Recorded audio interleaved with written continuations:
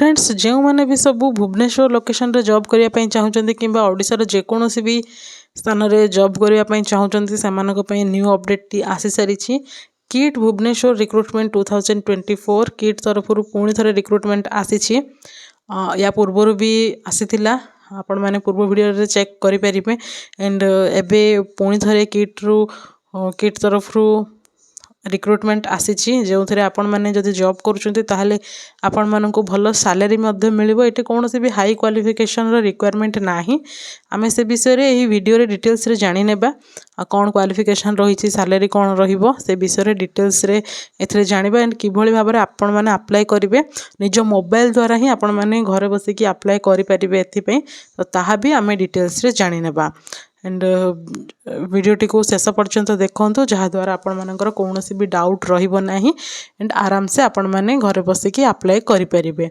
And जो मैंने भी जॉब सर्च रे थांती से सहित वीडियोटी आपण मैंने देखला परे बहु माध्यम शेयर करनी जहाद्वारा से मैंने भी अवगत हो पारे जॉब विषय रे। तो चलतु डिटेल्स टी जानी नेबा।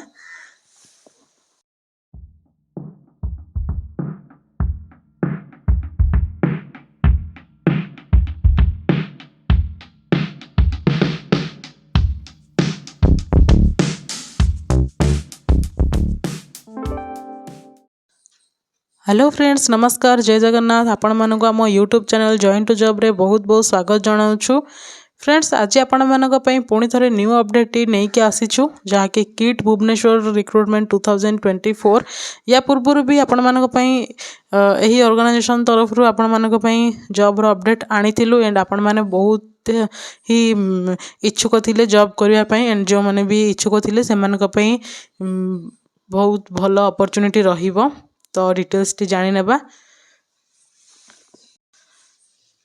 ता पूर्व गोटे कथा कहबू जदि आपण माने आम चैनल को प्रथम थर कर आछंती ताहले चैनल को सब्सक्राइब करि नेबे एंड पाखरे थिबा बेल आइकन को मध्य ऑन रखिबे जहा द्वारा एई भली भाबरे आसुतबा न्यू अपडेट रो खबर सब आपण मानक पाखरे पहुंची परिबो।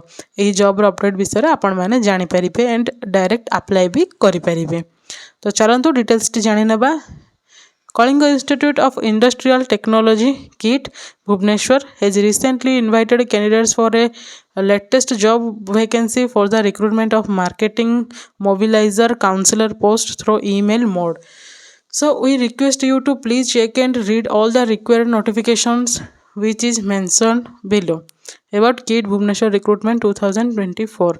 तो ये marketing mobiliser and counsellor post आसी जहाँकि आपण मैंने जेकोसी भी ओडिशार जेकोसी भी डिस्ट्रिक्ट रे जॉब करने चाहिए सेठी से ही लोकेशन रे आपण मैंने जॉब को पाई परिबे आपण मानकर इच्छा मुताबिक। तो पुणी डिटेल्स टी देखिबा। इठी रही ऑर्गेनाइजेशन नेम रही किट भुवनेश्वर रही एंड टाइप ऑफ जॉब रही टाइप ऑफ जॉब रे रही फुल टाइम रहिबो एंड वर्क फ्रॉम होम भी ये आपण मानक मिल जिवो।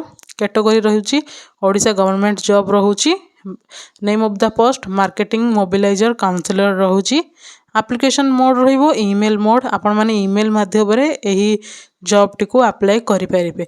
हाँ फ्रेंड्स बहुत सारा पोस्ट एमती भी रोचे जहाँकि आपण मानक ईमेल माध्यम रे अप्लाई करिया पई पडुची एंड जो माने भी ईमेल रे किभली भाव में अप्लाई करिवार जानि नाहंती जदि जानिबा को चाहुचंती किभली भाव में आपण माने मेल माध्यम रे अप्लाई करि परिबे तो आपण माने कमेंट सेक्शन रे जणांतु जदि बहु माध्यम रे कमेंट्स आसे ताहाले आपण मानक पई मेल रे किभली भाव में अप्लाई करिवे सेही ऊपरे वीडियो भी आपण मानक पई नै कि आसी जिवु।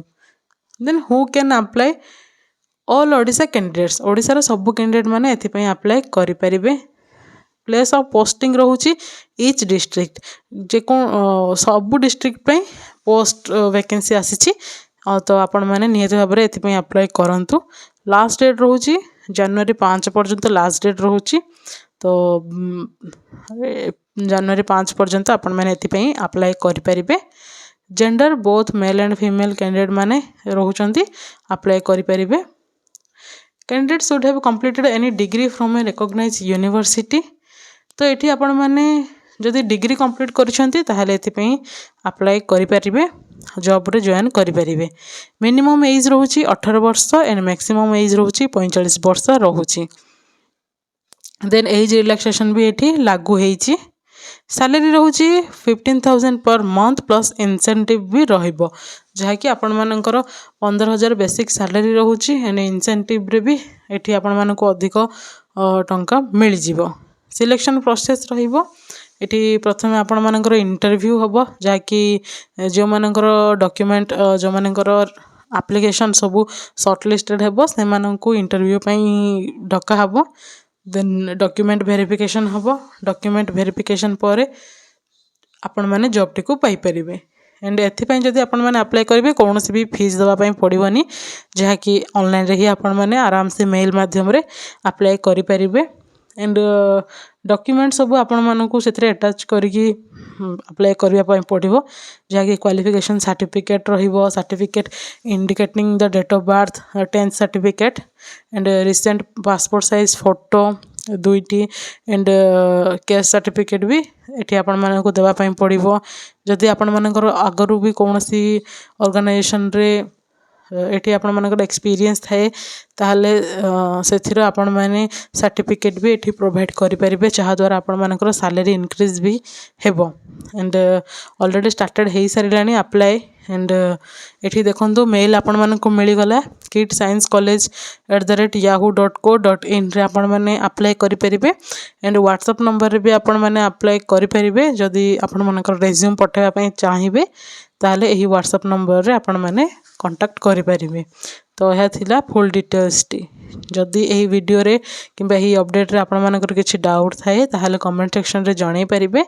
एंड किभଳି भाबरे ईमेल माध्यम रे आपण माने अप्लाई करिवे जदि आपण माने जानि पारु नाहंती ताहले आपण माने कमेंट सेक्शन द्वारा जणांतु आमे आपण मानक पई किभଳି भाबरे आपण माने अप्लाई करिवे ता ऊपर वीडियो नै कि आसीबो। तो यह थिला फुल डिटेल्स टी। पुणी थरे आपण मानक सहित आमे एही भଳି भाबरे देखा हबो न्यू जॉब रो न्यू अपडेट रे। से पर्यंत रहुछु नमस्कार जय हिंद।